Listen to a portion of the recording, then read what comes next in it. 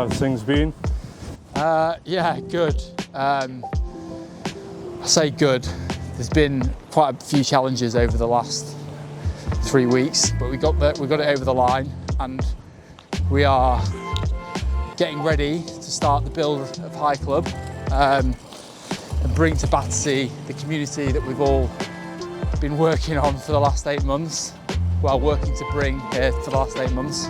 But you know, there's already a really good community of people here. It's been really nice to meet the members and kind of get to know some of the people. And I'll be spending more time there over the summer as we start the build. So super excited, and it's nice to be back in Battersea.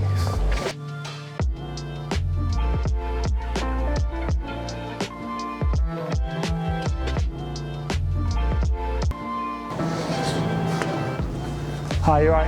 Yeah. How are you?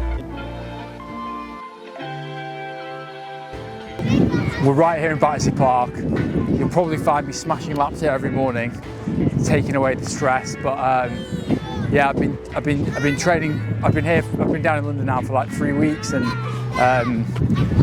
yeah, training here every morning. It's the perfect place.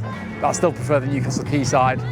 Anyway, HiiCLUB is opening just across the road. This is our 3rd location, and it feels pretty great to be doing it right here in London.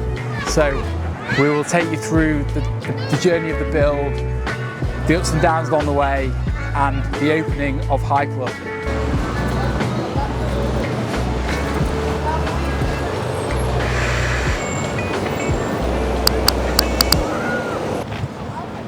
Battersea sits in a completely different place to any of those because it's currently a really strong community and really strong gym, so it's almost trying to build on that, whereas the other sites before we had nothing. So this has already got a head start. I'm going to take you into what will be High Train.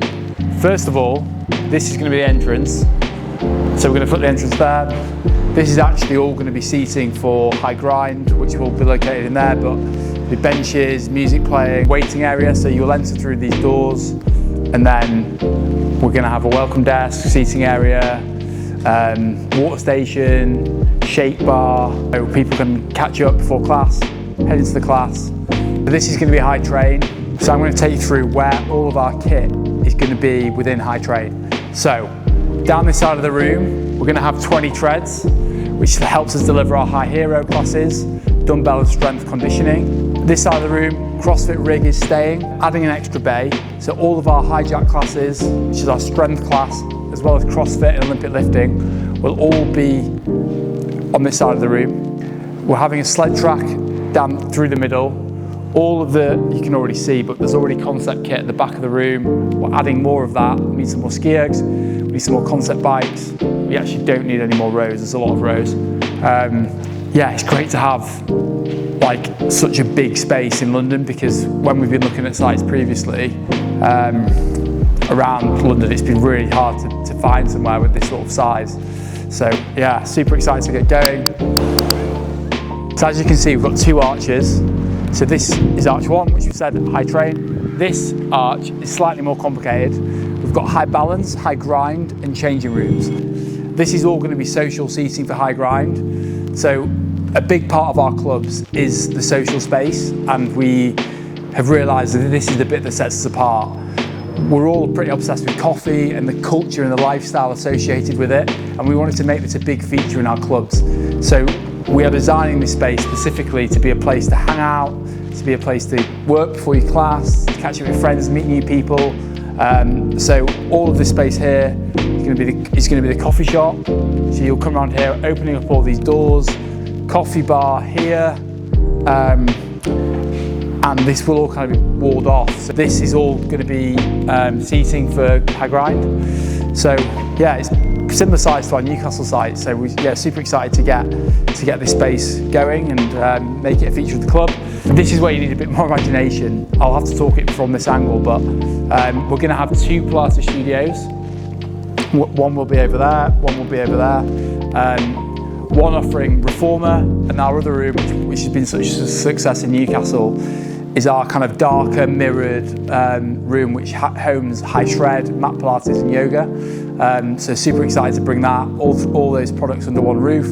And then we are also designing some really nice luxury changing rooms, similar to what we've done in Leeds. So as you can see, we've got high train, high balance and high grind all under one roof. And like I said before, the bit that kind of sets us apart from anyone else is obviously the training and the Pilates and having all of that together, but high grind and having the social space that connects everyone together really does become the epicenter of the community that we're building. But being able to provide that sort of space, you know, is really cool. So yeah, we're super excited to get this going. But the real challenge in all of this is going to be doing all of these things that we've just discussed, training that arch, balance and grind in this arch, changing rooms in this arch, whilst the club stays open, one phase at a time. So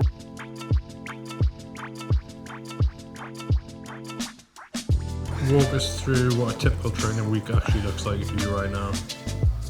Wow. Predominantly running, because it's all I really have time for. I feel like with the running, it allows me to think in the morning and like get a clear head for the rest of the day. But I've got HYROX coming up in June, and I'm trying to build a bit of strength because the last 6 months I've been really running heavy, and I've got to get around a HYROX course in 52 minutes. So yeah, just doing a bit of strength now. It's almost 6 o'clock on Tuesday. And there's a fear with some runners that lifting will make them heavy and slow. What would you say to that? It's not true. I probably was guilty of feeling like this a bit in the past, but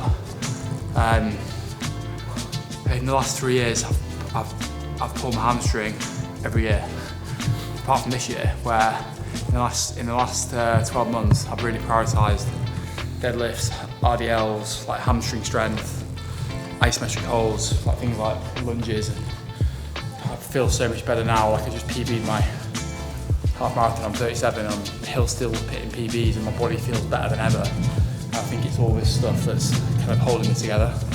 So yeah, I'm looking forward to actually adding some proper strength for running classes, which we've been discussing with some of the guys I've met in the park, who we're going to be tapping into. Break it down for someone who's never connected the two. What does strength training actually do to your body that makes you a faster, more efficient runner?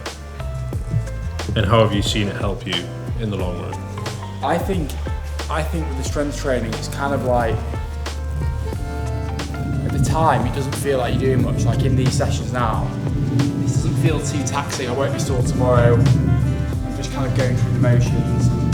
But when you get to like 30k in a marathon, and your body still feels pretty good, and you don't have like hamstring pulling and your hip going, and you just feel pretty balanced. I think that's where it pays off. Maybe not even a marathon, maybe even a half marathon. I mean, I had the same thing in a half marathon. I ran a half marathon on Sunday. I ran really fast for me, like I ran 3:15 for the first 11k, and then pretty much died. But my body didn't feel bad. I was staying strong. Wasn't hitting any niggles. So I think it's the niggles. You don't feel the niggles. We're going to take you through how this is all going to go. There's obviously going to be some ups and downs. Hopefully it doesn't take longer than we expect, but follow along and let's do this.